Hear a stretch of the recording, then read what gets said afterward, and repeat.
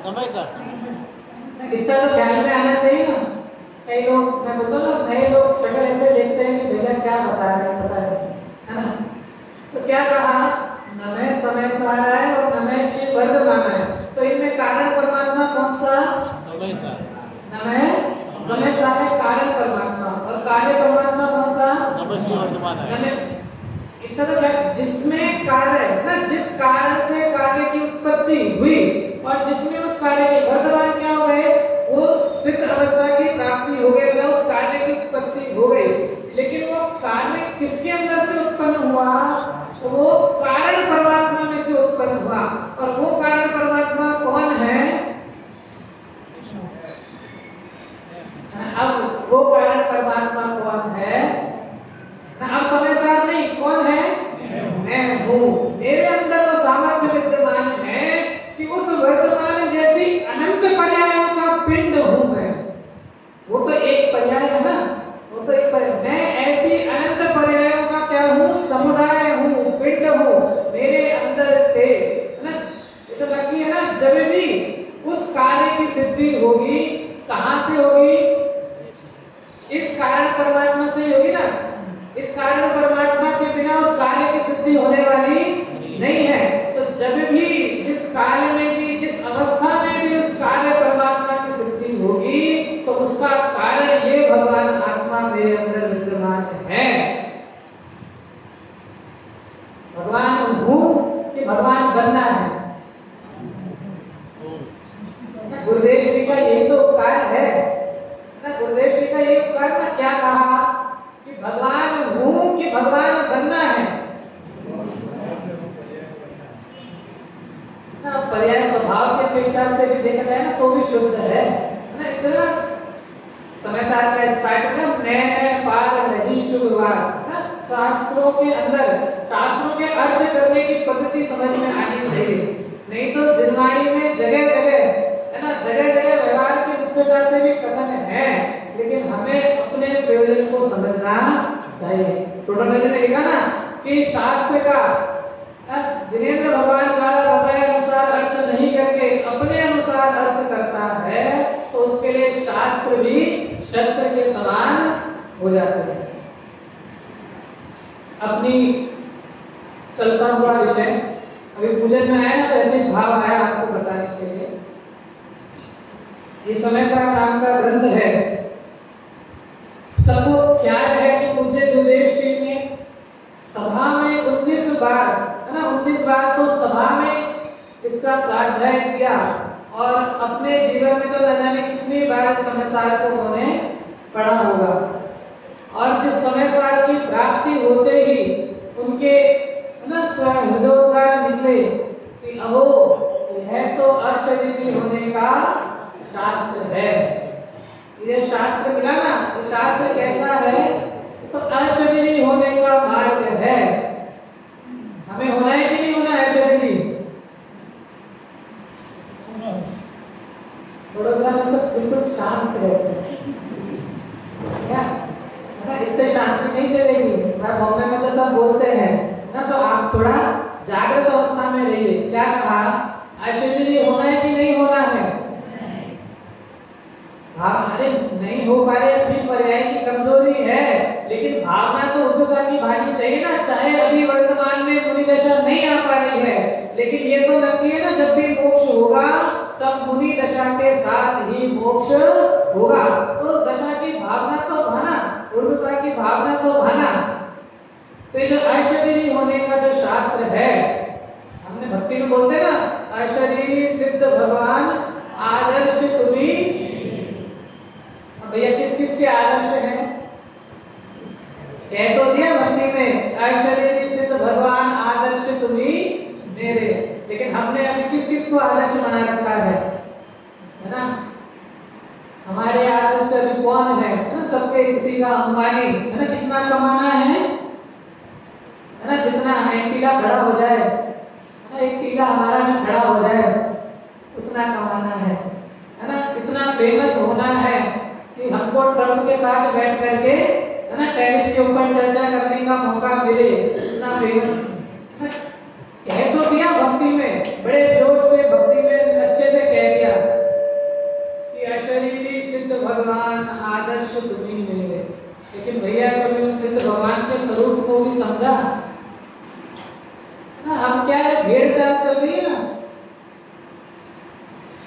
जैसे career counselling वगैरह करते हैं ना, तो उसमें क्या एक पॉइंट देते हैं, इन्फ्लुएंस करके पॉइंट आता है, जैसे आपको बता रहा हूँ। उसमें क्या होता है कि जैसे एक कॉलेज के बाद में या ट्वेल्थ के बाद में जब कैरियर सेलेक्ट करना होता है ना या सब्जेक्ट लेना होता है, तो एक इन्फ्लुएंस करके एक फैक्टर होता है।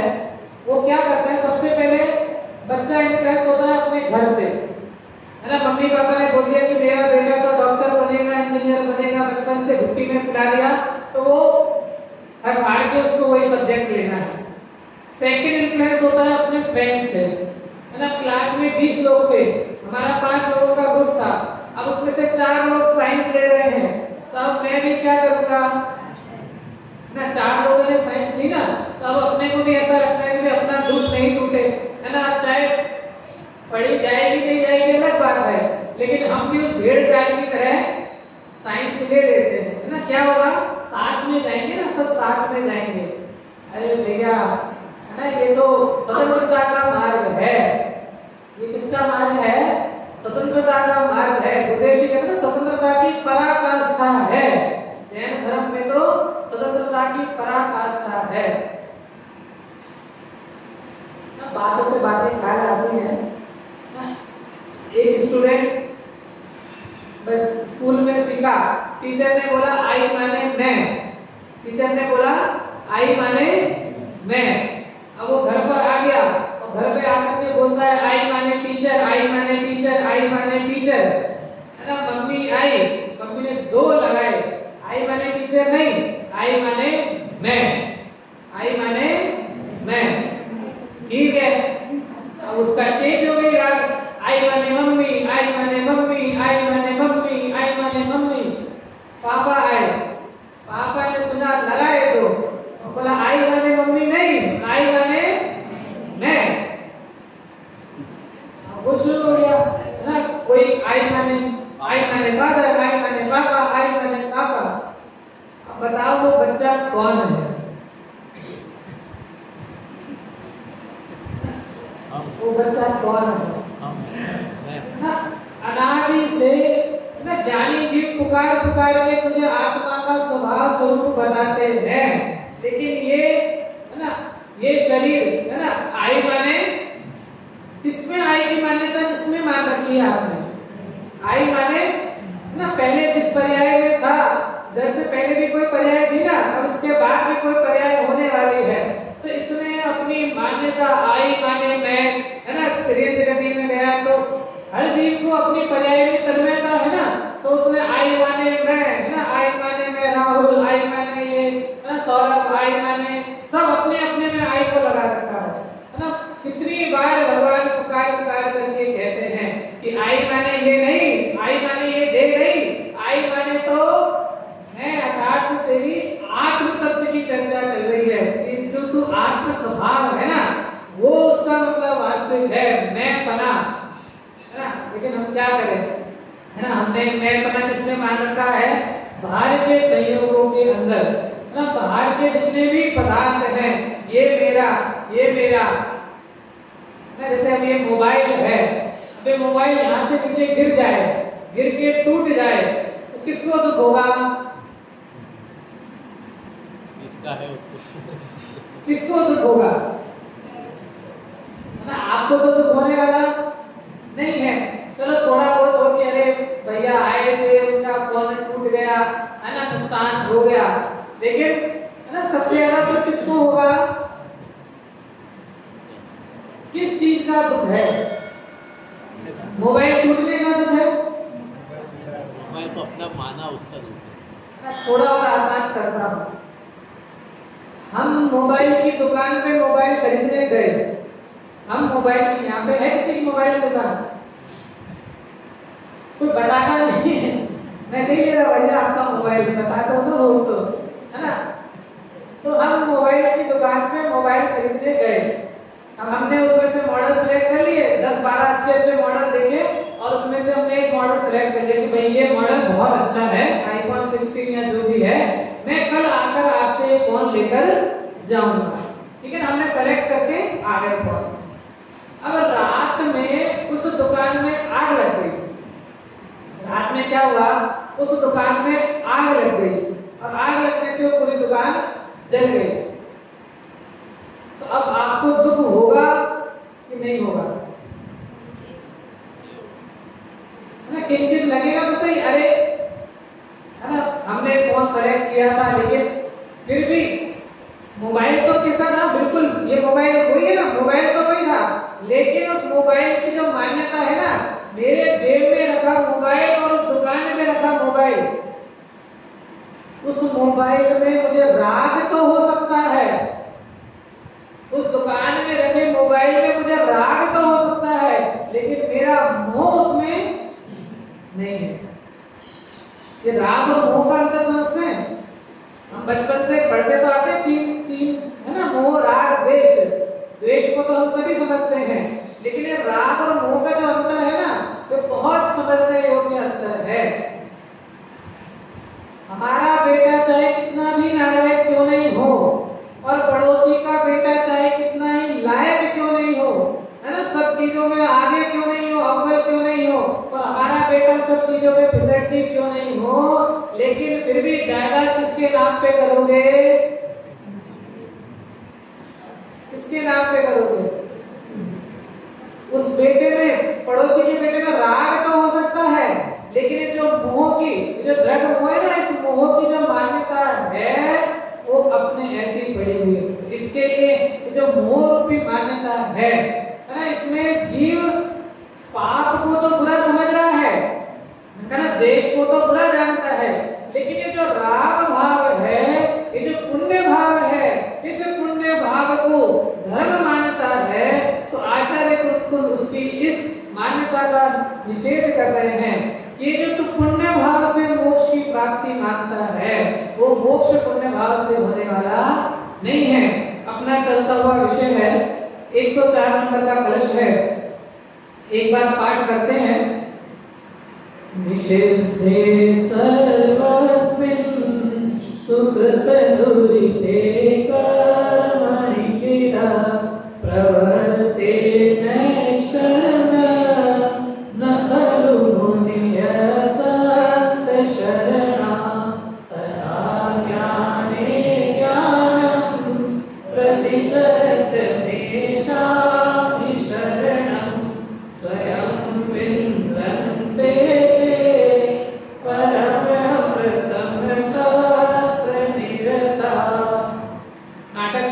के अंदर किसी छंद को हिंदी के अंदर भाव दिया है। पुण्य पाप एकत्र द्वार है और 8 नंबर का कलश है ना, इसी के भाव पे नाटक समय सार की रचना की गई है। हाँ, ये जो अभी हमने श्लोक पढ़ा ना, इसी श्लोक का भावार्थ इसके अंदर दिया हुआ है। एक बार वाचन करते हैं। शिष्य कहे स्वामी तुम्हें करनी अशुभ शुभ की है, निषेध मेरे संशय मन माही है। मुख्य के सदैया ज्ञाता देश विरति मुनीश, किन्हीं की अवस्था तो निरावलंब नहीं है। कहे गुरु कर्म को नाश अनुभव अभ्यास, ऐसो अवलंब उदय पाही है। निरुपाधियात में समाधि सोई शिव रूप, और दौर धूप बुद्धे कल पर छाई है। क्या कहा? शिष्य कहे स्वामी तुम करनी अशुभ शुभ।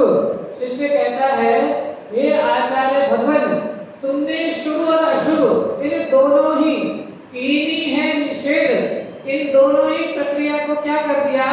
निषेध कर दिया। तो मेरे संशय मन माही है, मेरे मन में एक शंका उठ रही है। आपने जो शुभ अशुभ का निषेध किया ना, तो मेरे मन में एक शंका उठ रही है। क्या है शंका? कि मोक्ष के सदैया ज्ञाता देश विरति मुनीश। देखना, आचार्य कुंद ने तो मात्र मुनिराजों को लिया, लेकिन पंडित बनारसी दास जी ने मुनिराजों के साथ साथ श्रावक को भी ले लिया, है ना, सम्यक दृष्टि देश वृत्ति को भी साथ में ले लिया। क्या कहा?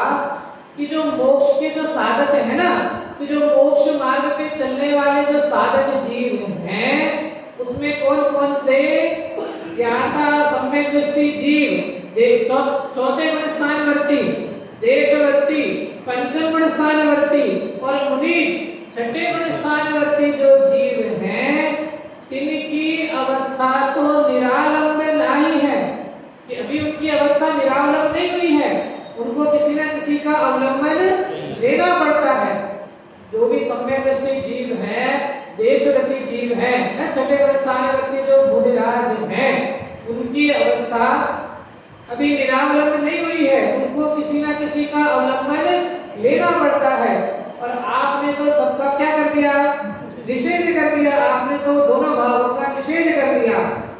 क्या लिखा, कहे गुरु कर्म को नाश अनुभव अभ्यास, क्या लिखा ना, अर्थ शिष्य कहे छे कि हे स्वामी आप शुभ अशुभ क्रियानो निषेध करो तो मारा मन में संदेह है केम के मोक्ष मार्गी ज्ञानी अणुव्रति श्रावक अथवा महाव्रति मुनि तो निरावलंबी नहीं होता, अर्थात दान समिति संयम आदि शुभ क्रिया करे छे ना। अब आप विचार करना कि षट जो आवश्यक है ना, उनका भी निषेध कर दिया। दीप में जाइए तो षट आवश्यक है, कौन कौन से, देव पूजा, गुरुवासी, स्वाध्याय, संयम, तप, दानम, चेती, गृहस्थानाम, षट कर्माणि देव, उनका भी निषेध कर दिया है ना। अभी तो हमको लग रहा है कि खाली बाहर की चीजों का है ना, बाहर की चीजों का। अरे आचार्य भगवत तो क्या लिख रहे हैं, अर्थात दान, समिति, संयम आदि जितनी भी शुभ क्रिया है, जितनी भी शुभ क्रिया है वो जो करते हैं, क्योंकि अभी तो वो निरालंबी हुए नहीं है, तो यहाँ श्री गुरु उसका उत्तर देते हैं कि कर्मनी निर्जरा अनुभवना अभ्यास ही છે તેથી તેઓ પોતાના જ્ઞાનમાં સ્વાત્મા અનુભવ કરે છે। રાગ દ્વેષ મોહ રહિત निर्विकल्प आत्म ध्यान ही मोक्ष रूप है, इसके बिना बीजू बधु भटकू उद्गल जंतु है ना। क्या कहा, ये जो पांच पाप है ना, पांच पाप का निषेध करके क्या उत्पन्न हुए, पांच अणुव्रत या पांच महाव्रत हुए ना, तो पांच पाप भावों का निषेध तो किया ही किया, लेकिन साथ में उत्पन्न होने वाले पांच अणुव्रतों का, पांच महाव्रतों का भी निषेध कर दिया। पांच पाप का तो निषेध किया, वो तो कौन से भाव में चले गए, अशुभ भाव में चले गए ना, दुरित में चले गए, लेकिन उसके साथ में सुकृत में उनके अभाव में उत्पन्न होने वाले श्रावक के जो पांच अणुव्रत हैं और मुनिराज के जो उत्पन्न होने वाले पांच महाव्रत के परिणाम हैं, उनका भी क्या कर दिया, निषेध कर दिया। तो शिष्य बोलता है कि आप इन सब का निषेध करते हो तो मुनिराज के पास ना क्या शरण बची, मुनिराज तो अशरण हो गए ना, मुनिराज तो क्या हो गए, अशरण हो गए। तो आचार्य समझाते हैं कि भैया जिस शरण को तू शरण मानता है ना, वो शरण वास्तविक शरण है ही नहीं। हम जिस शरण को शरण मान करके बैठे हैं ना, कितनी अलग अलग सबने शरण मान रखी है ना, मणि मंत्र तंत्र बहु होई करते न बचावे कोई, जितने भी शरण है अनित्य भावना के अंदर तो सबने खूब पढ़ा है ना कि हमने जिसको भी दल बल देवी देवता माता पिता परिवार मृत्यु प्रिया जीव को कोई न रखनहार ना, जितनी भी शरण मानी है। और अंदर आइए, हम बोलते हैं ना चत्तारि शरणम भवज्जामि। अब विचार करना आचार्य कितनी गंभीर बात कह रहे हैं ना, बाहर की शरण का तो निषेध कर दिया है ना, मणि मंत्र तंत्र दल बल देवी राजा राणा सबका निषेध कर दिया। अब आ रहे हैं चत्तारि शरणम भवज्जामि। हमने तो बचपन से यही माना ये चार शरण हैं, पढ़ाए ना, रोज पाठ करते हैं चत्तारि शरणम भवज्जामि, उसमें अरहते शरणम भवज्जामि, सिद्धे शरणम भवज्जामि, साहु शरणम भवज्जामि, केवली प्रणतम धम्मम शरणम। और आचार्य कहते हैं ये शरण नहीं है। क्यों नहीं है? क्योंकि जो अनंत है ना, अनंत सिद्ध और साधु ये तो क्या है? वर्ग परद्रव्य है। क्यों जीव द्रव्य नहीं है? हमारे लिए अपेक्षा ख्याल में आनी चाहिए। हमारी अपेक्षा पर हाँ, जीव द्रव्य तो है ना? हाँ, जीव द्रव्य तो है, जीव द्रव्य तो है, लेकिन जब मुझ जीव द्रव्य की चर्चा आएगी, है ना, जब मुझ जीव द्रव्य की चर्चा आएगी तो मेरे लिए बाकी सब क्या है? परद्रव्य है ना? आप जीव हो कि अजीव हो? जीव तत्व नहीं, जीव द्रव्य भी हो, क्यों जीव द्रव्य नहीं हो? जीव द्रव्य क्या पूछा मैंने? आप जीव द्रव्य हो कि नहीं हो? हो ना? लेकिन जब मुझ जीव द्रव्य की चर्चा है तो मेरे लिए तो आप भी अजीव हो, है ना? सूक्ष्म दृष्टि क्या कहा? जब इस जीव द्रव्य की, है ना, जब इस कंपोजिट गैस भाग की चर्चा आती है तब इस मुझ जीव द्रव्य के लिए तो आप सब भी क्या है? अजीव द्रव्य है, क्योंकि आपका मेरे अंदर कुछ भी चलता नहीं है ना? मेरा मोक्ष होगा तो मुझसे ही होगा, किसी दूसरे से मेरा मोक्ष होने वाला नहीं है ना? इसके लिए आचार्य ने क्या कहा? जो 4 शरण थे ना, कि अरहते शरणम सिद्धे शरणम साहु शरणम और केवली पड़त्तर धर्मम शरणम भगवजामि। तो जो अरहत है ना, अरहत भी परद्रव्य है, सिद्ध भी परद्रव्य है, आचार्य बोलते साधु भी परद्रव्य है, और ये जो धर्म है ना, केवली भगवान द्वारा बताया गया जो विपरीत धर्म है, ये तो एक समय की पर्याय है। ये धर्म तो क्या है? एक समय की पर्याय है, और मैं तो अनंत पर्यायों का पिंड हूँ। मैं तो कैसा हूँ? उन अनंत पर्यायों का पिंड हूँ, उससे भिन्न एक न्यायिक तत्व हूँ। इसके लिए लिखा कि ये भी कोई शरण नहीं है, एकमात्र शरण अगर कोई है, आता ना, शुद्धार्थ और पंच गुरु जग में शरणा गोर मोह उदय जे के बता आन कल्पना होए। तो सबसे पहली शरण किसको बताया? शुद्धात्मा। उसके बाद कहा अगर तेरा उपयोग शुद्धात्मा में नहीं रुकता है तो तेरे लिए अवलंबन रूप में पंच परमेष्टि कहे। सबसे पहली शरण तो क्या बताई? शुद्धात्मा। उसके बाद पंच परमेष्टि कहे, पहले पंच परमेष्टि नहीं कहे। निषेध नहीं है किसी चीज का, लेकिन हम समझ रहे हैं ना कि हमको वास्तविक जो मोक्ष का, कि वास्तविक मोक्ष होगा तो कैसे होगा, अपना विषय है ना, कि मोक्ष की जो प्राप्ति होगी वो कैसे होगी, उस मोक्ष की प्राप्ति का मुख्य कारण क्या है। तो उस कारण को बताते हुए आचार्य कह रहे हैं कि जब ये जीव, लिखा ना यहाँ शीघ्र उत्तर आते से कि कर्मणी निर्जरा अनुभवना अभ्यास से, कि जब ये जीव अपने आत्मा का अनुभव करता है तब इस आत्मा के अनुभव के काल में ये जो पाप का तो निषेध हो ही गया। अगर अपन भावलिंगी शब्दों की अपेक्षा से भी देखें तो कौन सी कक्षा चौकड़ी का भाव है? 3 चौकड़ी का अभाव है, अनंतानुबंधी प्रत्येकार और प्रत्येकार का तो अभाव है। संदर्भ के अंदर भी है ना क्रोधमान माया का अभाव है ना, जब गुणस्थान आगे बढ़ता है क्रोधमान माया का अभाव है।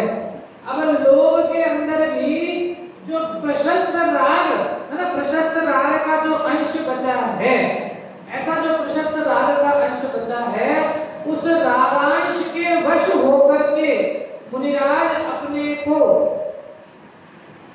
उस रागांश के वश होकर के मुनिराज अपने को मोही कहते हैं। ना इसी समय साई की आपकी पहली टीका के 3रे कलश में आचार्य अमृतचंद्र ने लिखा, क्या लिखा? यद्यपि मैं तो शुद्ध मात्र चैतन्य मूर्ति हूँ, फिर भी परिणति मल में हुई है मोह उदय से। कौन लिख रहे हैं? आचार्य अमृतचंद्र देव, 6वें गुणस्थान में झूलने वाले भावलिंगी संत क्या लिख रहे हैं? विश्वास तो है, श्रद्धा तो है, क्या है? यद्यपि मैं तो शुद्ध मात्र चैतन्य मूर्ति हूँ, फिर भी परिणति मलिन हुई है मोह उदय से। परम विशुद्धि को पावे वह परिणति मेरी,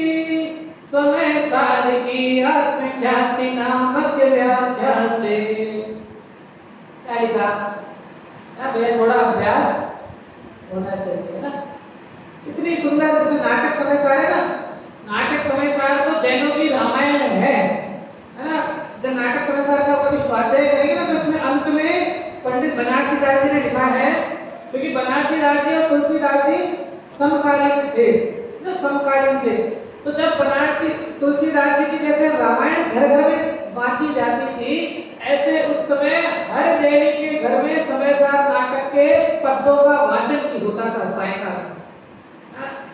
अब तो हमारे घर में है ना, पहले सब अपना थोड़ा याद करें ना पुराना, तो पहले दर्शन पाठ, आलोचना पाठ, पारा भावना है ना, डेली घरों में इनका पाठ किया जाता था, पारा भावना का पाठ किया जाता था, आलोचना पाठ है ना, सब होता था। आजकल तो है ना किसी को फुर्सत ही है ना, मरने की भी फुर्सत है नहीं, मृत्यु आएगी तो फुर्सत लेकर तो आएगी नहीं। अच्छा ये बताइए, मृत्यु आएगी कि नहीं आएगी?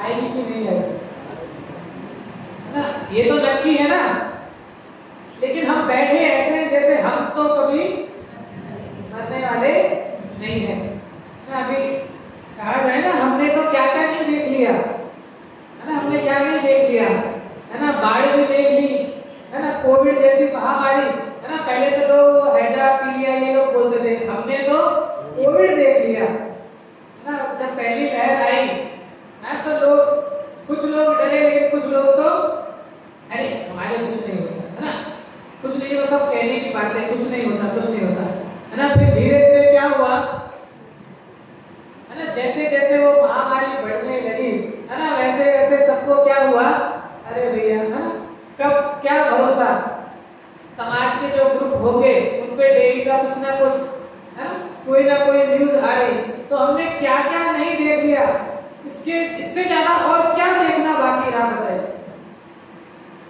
हम किसका इंतजार कर रहे हैं?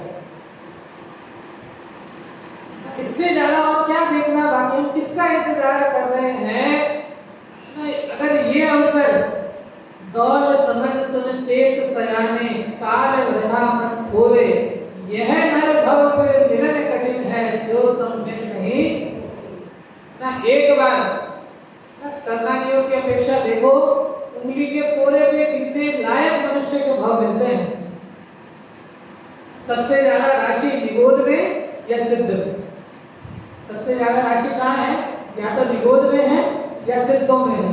उसके बाद ना त्रियंच देव, फिर उसके बाद भी गर्भन समूर्धन है ना, इसके आते आते पर्याप्तक के भाव तक आते आते इतना कम प्रमाण बाकी शेष रहता है, और उस प्रमाण के अंदर भी आकर के ना ये मनुष्य पर्याय प्राप्त होने के बाद भी जैन कुल जैसा कुल है ना, देव शास्त्र गुरु का मिलना, जन्माई का मिलना, तो वास्तव में उसके बाद भी वास्तविक धर्म का प्राप्त होना सच में हमारा महान पुण्य का उदय होता है।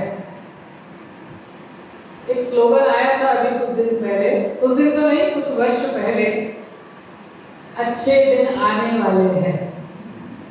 आया था? क्या आया था? हाँ 14 में आया था, 2014 में जब मोदी जी खड़े हुए। क्या स्लोगन था? अच्छे दिन आने वाले। ये अच्छे दिन आने वाले हैं कि अच्छे दिन चल रहे हैं?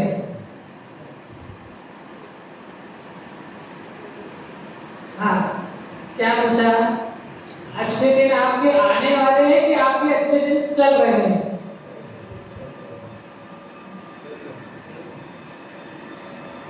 पीछे वाले अच्छे दिन आने वाले हैं कि चल रहे हैं? इससे और अच्छा क्या चाहिए? मनुष्य देह मिली है ना, पांचों इंद्रियां मिली, सारी इंद्रियां काम कर रही हैं है ना, सब तरह से अनुकूलता है, जिनवाणी का समागम भी मिला है, ज्ञानी जी सुनाने वाले भी मिले हैं ना, इससे और अच्छे क्या चाहिए? अब तो अवसर थोड़ा ना आ ही चुका है, अब अवसर आ ही चुका है। अगर ये अवसर तुमने ना चूक गया तो फिर ना जाने, गुरुदेव से कहते थे ना, रजगण तारा रखड़ता, जेब रखड़ती रे, पचीना रत्न पानी सका, जेब चेतन। गुजराती में कहावत आती ना, वंटोली में वो जो पत्ता उड़ता है ना, वो उड़ करके फिर कहाँ जाकर के गिरेगा उसका कोई ठिकाना नहीं। भैया ये पर्याय मिली ना, ये मनुष्य भाव मिला, जैन कुल मिला।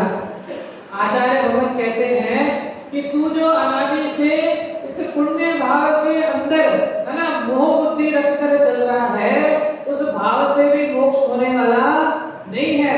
अगर मोक्ष होगा तो ये लिखा कि जब वो मुनिराज, जब वो देशव्रती, जब वो सम्यक दृष्टि जीव आत्मानुभव की तरफ दृष्टि करते हैं, तो उस आत्मानुभव की दृष्टि करते हुए ना राग द्वेष मोह से रहित निर्विकल्प आत्मज्ञान ही मोक्ष स्वरूप है। और इसके बिना जो कुछ है, लेकिन एना बिना बीजु बधु भटकु उद्गल जनित है ना, इसके बिना जितना भी भटकन है वो कैसी है, उद्गल की अवस्था है। इसको उपदेश के अंदर लिखा कि जैसे जो भाव होता है ना, जैसे जैसे ये जीव आत्मा के अनुभव के निकट आता जाता है, वैसे वैसे इस जीव के कर्म आदि स्वतः रहने नहीं पड़ते, स्वतः इसके कर्म आदि गिरते जाते हैं। इसको उपदेश में आचार्य मुझे बात में लिखा, जस जस आत्म तत्व में अनुभव आता जाए, तस तस विषय सुलभ भी ताको नहीं सुहाए, और जस जस विषय सुलभ भी ताको नहीं सुहाए, तस तस आत्म तत्व में अनुभव बढ़तो जाए। बहुत सुंदर ग्रंथ है सारे ही, उपदेश योग सार छेड़ा ना, थोड़ा पढ़ने का अभ्यास रखना। क्या लिखा कि जब ये जीव जैसे जैसे आत्म तत्व में, जब इस जीव को इस आत्म तत्व की रुचि लगती है, तो वैसे वैसे इसको है ना कोई विषय कषाय को दूर करना नहीं पड़ता, वो स्वतः ही जैसे जैसे आत्म तत्व में अनुभव आता जाए, तस तस विषय सुलभ भी, जो संयोग प्राप्त हुए ना विषय सुलभ भी ताको नहीं सुहाए, है ना। भरत चक्रवर्ती 96,000 रानियां, इतने घोड़े हाथी पैदल, तो जब वो दीक्षा लेते होंगे तब एक एक को छोड़ते होंगे ना, ये घोड़े को छोड़ा है ना, पहले एक रानी को छोड़ा, फिर दूसरी को, तीसरी को, है ना, वो हाथी छोड़े, कैसे ना एक क्षण में। क्यों? क्योंकि ये सब बाहर में नहीं छूटते हैं, बाहर में तो छुटे छुटाए हैं, बाहर में तो अत्यंत भाव है ना, एक द्रव्य का दूसरे द्रव्य में अत्यंत भाव है, बाहर से तो छुटे छुटाए हैं, लेकिन जब दृष्टि एक क्षण के अंदर दृष्टि पलटी और पूरी दृष्टि पलट जाती है। क्या कहा पुनः समय सार पे कि प्रश्न कल हमने पढ़ लिया था और उसका भावार्थ हमने नाटक समय सार में से देखा। अभी खाली ये जो श्लोक बताया ना, इसका अर्थ इसके अंदर से मैं पढ़ रहा हूं।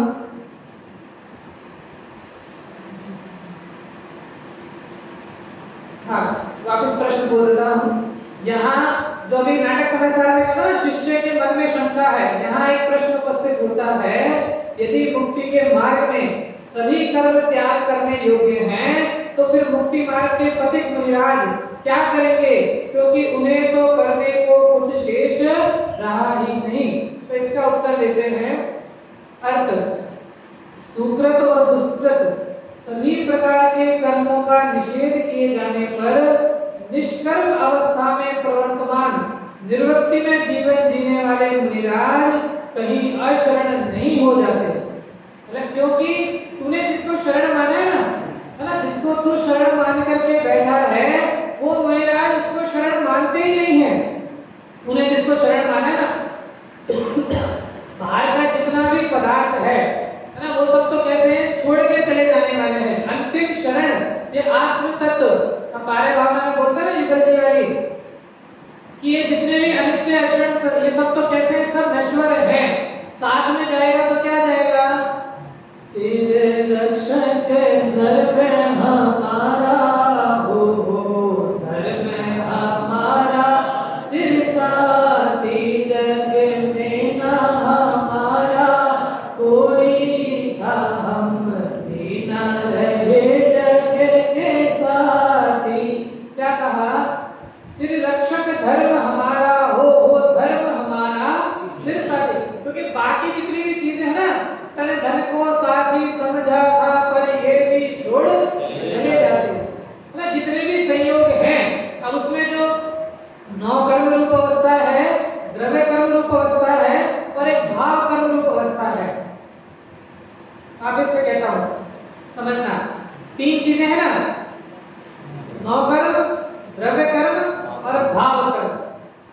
इन तीनों का क्या होगा जब मोक्ष होगा?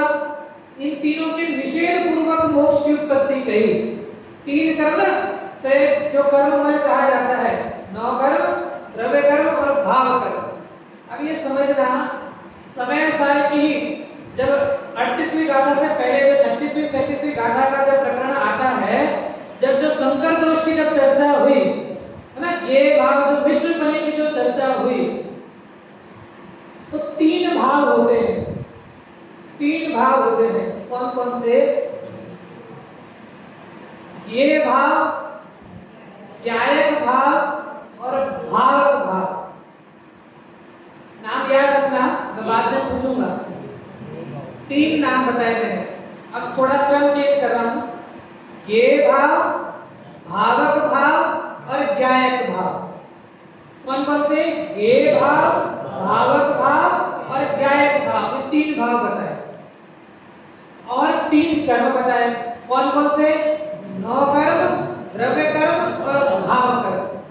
अब इन 3 कर्मों को इन 3 भावों में घटित करना। सबसे पहले कौन सा भाव बताया था? ये भाव बताया था। तो ये भाव के अंदर जो भाव कौन से बताए, कर्म कौन से बताए? द्रव्य कर्म, 9 कर्म, द्रव्य कर्म और भाव कर्म। तो ये जो 9 कर्म है, 9 कर्म तो सभी समझते हैं ना। कौन कौन से? जितने भी बाहर के संयोग दिख रहे हैं ना, वो सब। ये शरीर किसमें आता है ना? खाली उधर कहीं नहीं, इधर का भी ले ना। जब भी 9 कर्म के आते तब ये जितना भी घर है ना, स्त्री पुत्र ये सब, अरे अपना शरीर भी 9 कर्म में ही आता है, तो ये 9 कर्म में चले गए। फिर उसके बाद द्रव्य कर्म। इन 9 कर्म के कारण है ना, जो कर्म आदि का जो जुड़ाव है ना, पुद्गल का जो कर्म आदि के पुद्गल के जो स्कंध हैं, उन स्कंध का मेरे साथ में जुड़ना, वो द्रव्य कर्म। तो जो सबसे पहला भाव बताया ना, कौन सा? ये भाव। इसे ये भाव में दोनों कर्म चले जाते हैं। कौन कौन से? 9 कर्म और द्रव्य कर्म।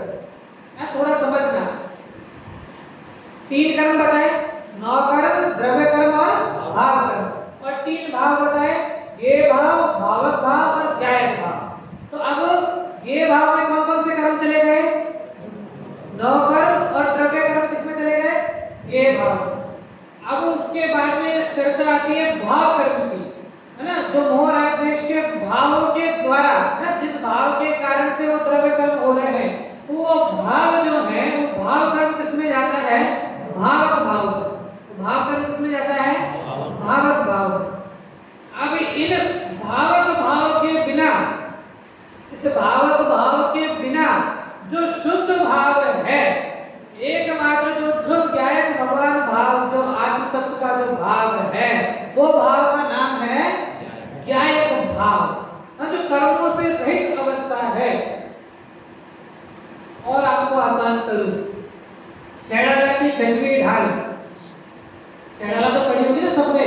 6वीं ढाल के अंदर पंडित दौलतराम जी ने लिखा, जिन परम पैनी सुबुद्धि चैनी तारी अंतर भेदिया, वर्णादि अनुरागादि ते निज भाव को न्यारा किया। क्या लिखा? जिन परम पैनी सुबुद्धि चैनी, है ना, उन्हें मुनिराज की चर्चा चल रही है। क्या कहा उन मुनिराज ने? क्या किया? जिन परम पैनी सुबुद्धि चैनी डाली अंतर भेदिया, अंदर में डालकर भेद विज्ञान किया। किससे किया? अब वो 3 यहाँ पर घटित करता। कौन कौन सा? जो 3 भाव बताए ना, ये भाव, भावक भाव और ज्ञायक भाव। क्या लिखा? वर्णादि अनुरागादि ते निज भाव को न्यारा किया। अब घटित करिए, वर्णादि, रागादि और निज भाव। आए ना पंक्ति में 3 बात आई ना, वर्णादि अनुरागादि ते निज भाव को न्यारा किया। तो वर्णादि किसमें गए? 9 कर्म कौन से भाव में गया? ये भाव। जल्दी जल्दी पकड़ना। क्या कहा? तीन कर्म थे, तीन भाव थे।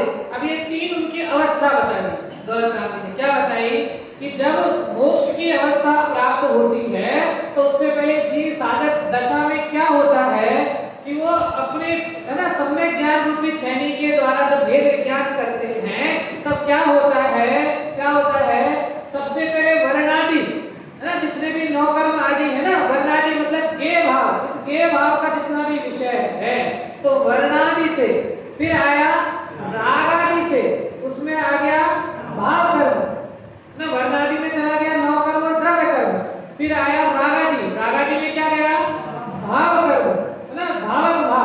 और उसके बाद क्या लिखा, रागादि के निज भाव को न्यारा किया। तो निज भाव कौन सा भाव, ज्ञायक भाव।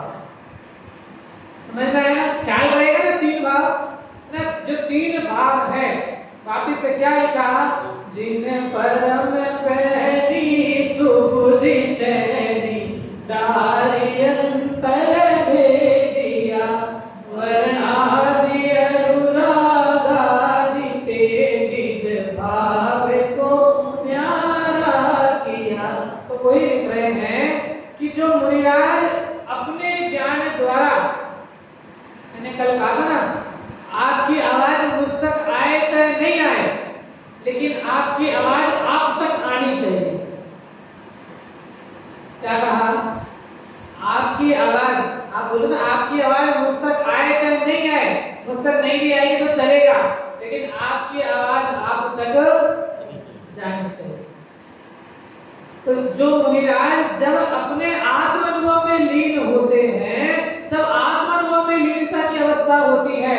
तो ये जो पुण्य का जो भाव है ना, पाप भाव तो चला ही गया, लेकिन ये जो पुण्य भाव रूपी जो कर्म है वो कर्म आदि भी स्वतः ही उनकी सत्ता क्या हो जाती है, स्वतः ही निर्धारित हो जाते हैं। उनको उस पुण्य भाव में अटकना सुहाता नहीं है।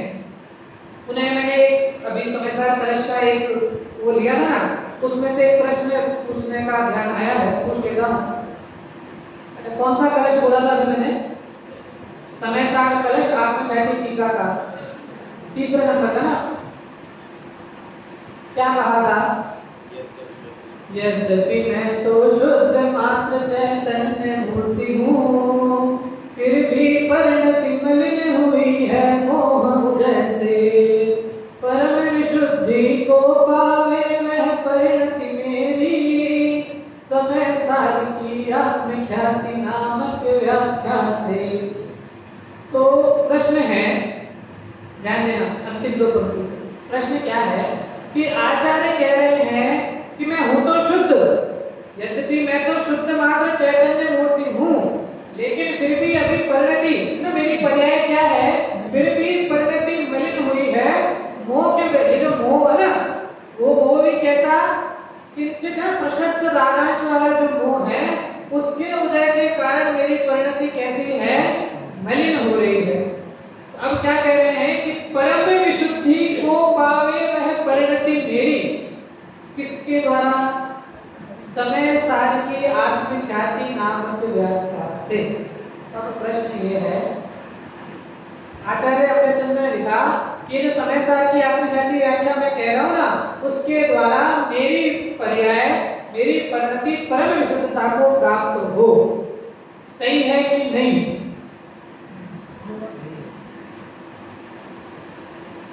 अभी प्रश्न शायद कईयों को समझ में नहीं आया, पुनः पूछता।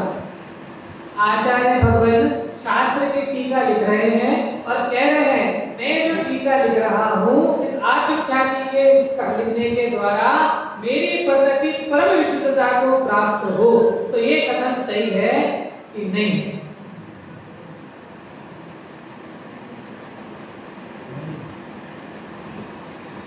बोलिए, जोर से बोलिए। भगवान ने ऐसे कहा।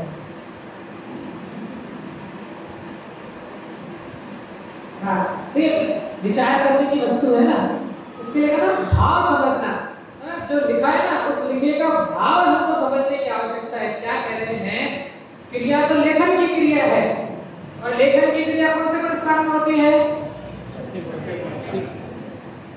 सातवें में तो शास्त्र नहीं लिखते ना, पांचवें में नहीं होगा। मुनिराज की चर्चा चल रही ना। इतना तो नक्की है ना कि अभी किसी को लगता होगा कि नहीं सातवें में भी लिखते हैं, इतना तो पता है ना कि भाई सातवें में तो नहीं लिखते ना। सातवें में क्षण क्षण में अंतर्मुख होते है ना, सिद्धों से बातें करते हैं। सातवें में अंदर जाते हैं और अंदर जाकर आत्म के अनुभव को लेकर के फिर छठे में आकर के शास्त्र की रचना करते हैं। तो प्रश्न ये था कि छठे स्थान में जब वो शास्त्र की रचना कर रहे हैं और उस रचना के द्वारा क्या कह मान रहे हैं कि इस आत्मख्याति की टीका के द्वारा मुझे किसकी प्राप्ति हो, परम विशुद्ध बने की प्राप्ति हो। तो ये सही है कि नहीं है?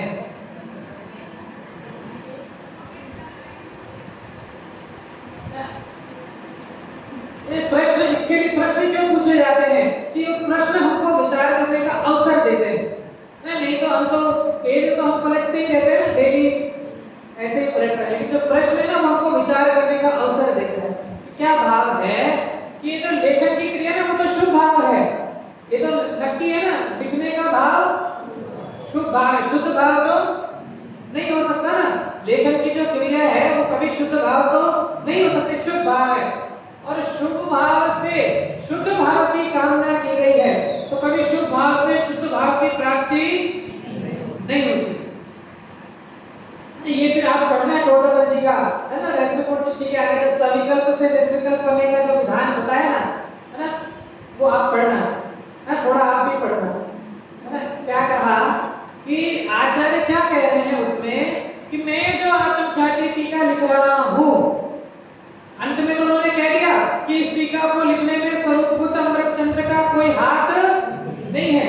लेकिन अभी प्रारंभ में कहा ना कि मैं जो टीका लिख रहा हूँ, तो उसमें लिखने का उसमें क्या भाव है कि इस टीका के लिखते समय जो मैं बार-बार छठे सातवें गुण स्थान में, बार-बार जो सातवें गुण स्थान में जाकर आत्म अनुभव करता जा रहा हूँ, उस आत्म अनुभव की दशा पूर्वक मेरे जो मोह कर्म जो शेष बचा है, वो कर्म का भी क्या हो जाए, नाश हो जाए ना। इसके लिए यहाँ पर बताया कि ये जो सुकृत और दुकृत दोनों तरह के कर्म का निषेध किया, तो वो मुनिराज कोई आचरण नहीं हो गए। जिनको तो कह रहा है कि मुनिराज आचरण हो जाएंगे, वो मुनिराज आचरण नहीं हुए, वो तो आत्म अनुभव के अंदर चले जाते हैं। और जब आत्म अनुभव के अंदर जाते हैं तो एक बाहर में कर्म आदि की अवस्था, ये जो गे भाव भावक भाव है, इनका स्वतः ही निषेध हो जाता है। हो जाता है कि करना पड़ता है? यहाँ जो निषेध किया ना, उसमें आप विस्तार में जाओ तो 28 मूल गुण का भी निषेध कर दिया। ऐसी बात कह रहे हैं 28 मूल गुण नहीं होंगे तो मुनिराज कैसे होंगे? अच्छा, मुनिराज 28 मूल गुण को पालते हैं कि पलते हैं? क्या कहा? मुनिराज 28 ना याद कराते हैं ना पाठशाला में, कैसे याद कराते हैं ना? 3 5 1 6 1 7, 3 5 1 6 1 7 है ना, 3 5 है 1 6 और 7 शेष गुण वाले। तो ऐसे पालते हैं ना, ये इंद्रिय विजय है ना, अब ये समिति है ना, आज ये करना, एक टाइम आहार लेना है ना, भूमि पे सोना, ऐसा बिल्कुल ध्यान रखेंगे। अरे वो तो सहज ही पढ़ते हैं। भरत चक्रवर्ती ने जब मुनि दिशा अंगीकार की, कितने क्षण में केवल ज्ञान की प्राप्ति हुई? एक अंतर्मुहूर्त में। उन्होंने 28 गुण का पालन किया कि नहीं किया? किया। भाव पकड़ना, मैं हर चीज तो आपको 10 मतलब कितना वो बिल्कुल 20-20 वाली स्थिति है ना, तो हर चीज तो मैं आपको इतना विस्तार में खोल के नहीं बता पाऊंगा। तो थोड़ा भाव पकड़ना कि वो जो 28 मूल गुण का जो भाव भी है ना, वो भाव भी स्वतः दशा में स्वतः ही पलता है, वो पालना नहीं पड़ता है ना। जैसे गाड़ी चलाना सीख लिया हमने ना, गाड़ी चलाना हमको आ गया, अब चलाना आता है ना, हम गाड़ी चला रहे हैं, तो उसमें कब पहला लगा, कब दूसरा, कब तीसरा, कब चौथा, कब पांचवा, रिवर्स, ये देखना पड़ता है। देखिए पहले हम स्टीयरिंग देखेंगे, फिर नीचे क्लच को देखेंगे है ना, फिर गियर को देखेंगे, फिर पहला, फिर दूसरा, ऐसा करना पड़ता है क्यों? क्या होता है, स्वतः ही लग जाता है ना, स्वतः ही स्पीड बढ़ी तो दूसरा तीसरा चौथा ना अपने आप बिल्कुल ध्यान में नहीं जाता। तो ऐसे ही ये सब चीजें तो स्वतः ही बढ़ती हैं। मुनि दशा में उसका कोई भी ना उनका उनकी तरफ लक्ष्य ही नहीं है, क्योंकि यहाँ तो किसकी उद्धता है ना, काम एक आत्मार्थ लो, बस कार्य। क्योंकि जिसके लिए घर छोड़ा ना, अभी आप मुनि दशा का स्वरूप पढ़ना, टोटल मंजिल 7वें अधिकार में जो द्रव्यलिंगी की भी चर्चा होती है ना, वो चर्चा भी पढ़ना। भावलिंगी की बात है, द्रव्यलिंगी की अवस्था भी ऐसी होती है कि वो अगर त्वचा को निकाल करके उसमें मिर्ची भर दे तो भी आंख का पूरा लाल नहीं हो, ऐसी तो द्रव्यलिंगी की अवस्था है। ऐसा तो द्रव्यलिंग को पता है। ऐसी उत्कृष्ट साधक जो मुनिराज हैं, वो जब आत्मानुभव करते हैं, है ना, अर्थ पढ़ रहा हूँ वापस से, क्या लिखा कि ऐसी निष्कर्म अवस्था में प्रवर्तमान निवृत्ति में जीवन जीने वाले मुनिराज कहीं आचरण नहीं हो जाते, क्योंकि निष्कर्म अवस्था में ज्ञान में आचरण करता हुआ, भ्रमण करता हुआ, परिणमन करता हुआ ज्ञान ही उन मुनिराजों को परम शरण है ना, बाकी कोई शरण नहीं है। वास्तविक इसकी ज्ञान मात्र ही शरण है। क्योंकि कर्म आदि से निषेध करेगा ना, जैसे दो की स्तुति करते हैं ना, क्या लिखते हैं, कितने बजे तक? मुझे बता दीजिए कीजिए, मैं चालू हो जाता हूँ तो मैं रुकता नहीं हूँ, इसके लिए मुझे बता देना। 10:15 तक ही खाना, ठीक है। लास्ट बोल के समाप्त करता हूँ। सिद्धों की स्तुति कीर्ति हुए कहा ना, ज्ञान शरीर त्रिविध कर्म मल वर्जित सिद्ध महंता, ते हैं निकल अमल परमात्म भोगेश्वर अनंता। क्यों? सिद्धों के शरीर होता है कि नहीं होता? क्या लिखा? सिद्धों के शरीर होता है कि नहीं होता? नहीं होता ना। तो क्या कह रहे हैं? ज्ञान शरीरी। कैसे है वो सिद्ध? ज्ञान शरीरी। अपना जो प्रकरण है ना, उस प्रकरण का हेडिंग है ज्ञान मात्र ही मोक्ष का कारण है ना। दूसरा जो है ना, अगले 8 दिन बाकी है, ज्ञान मात्र ही मोक्ष का कारण है। तो जो सिद्ध है ना, वो किसके अंदर विद्यमान है? सिद्ध कहाँ विराजते हैं ना? सिद्ध कहाँ विराजते हैं? सिद्धालय में। कहाँ विराजते हैं? बोलो सर, कहाँ विराजते हैं? हाँ, सिद्धालय में विराजते हैं कि निजालय में विराजते हैं? सिद्ध सिद्धालय में विराजते हैं कि निजालय में विराजते हैं? है ना। ज्ञान शरीरी, जहाँ ज्ञान मात्र ही शेष है ना, जहाँ ज्ञान मात्र ही शेष है, समस्त कर्मों का निषेध हो गया। ऐसे कर्म के निषेध पूर्वक जो ज्ञान मात्र अवस्था आई है, उस अवस्था की प्राप्ति की भावना है, और उसी ज्ञान मात्र ही मोक्ष का हेतु है। उसी ज्ञान के द्वारा मोक्ष की प्राप्ति होगी। हम सभी अपने ज्ञान स्वभाव आत्मतत्व को रोज रखें, और हम सभी सिद्धों के समकक्ष उनके साथ में विराजमान हो, इसी भावना के साथ